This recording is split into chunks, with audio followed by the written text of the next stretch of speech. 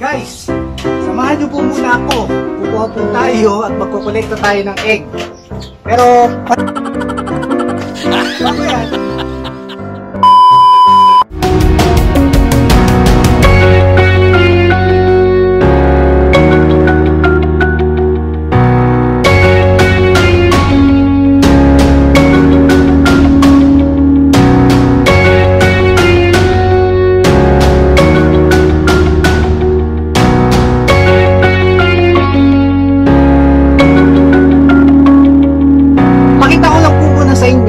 Yung na-harvest namin na saging saba.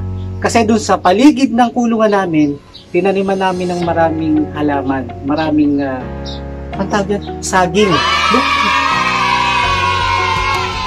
At of course, meron po tayong papaya.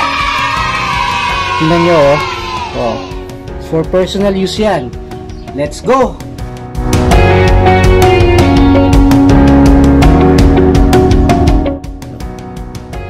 Guys, tinan mo, may bunga na yung ano namin. Ano bang tawag dyan? Tundan.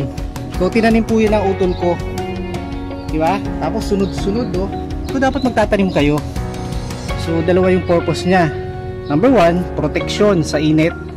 Pangalawa, food, pagkain. Pwedeng personal use, pwedeng pambenta.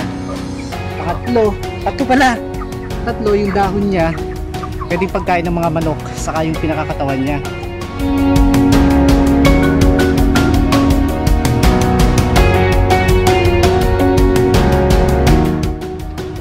Guys, yung mga shell ng egg natin, yung balat ng itlog, meron din purpose. Lagay natin sa mga halaman natin para tumaba sila. So, look at that. May mga kangkong ako. Ayan, papataba po siya.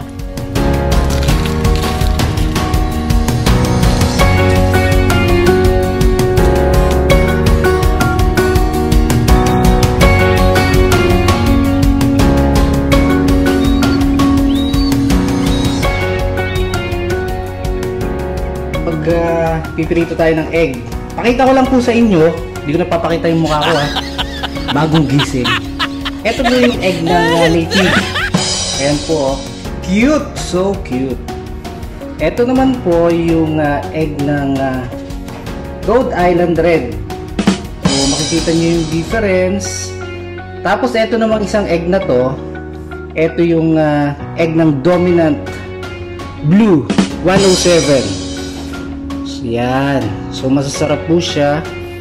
Pakita natin kung anong itsura ng ano ba tawag doon? Yolk? Egg yolk? Okay. Saka yung itsura ng itlog.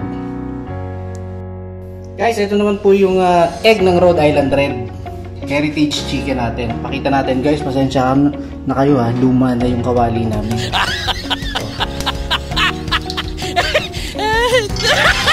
So mas malaki siya.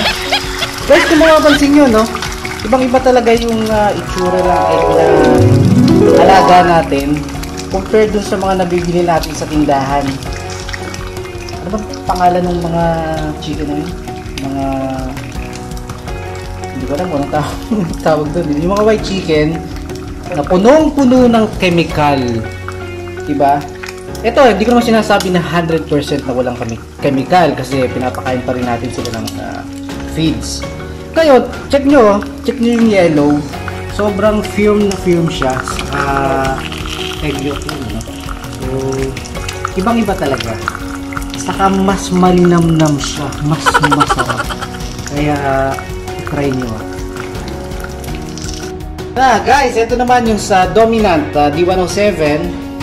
Siya yung mas malaki. Check nyo ha.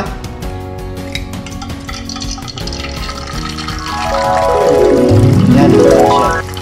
Iba talaga ang difference. Ano ba? Iba talaga yung ano, yung egg ng alaga natin. Firm na firm. Guys, eto na po yung niluto nating egg.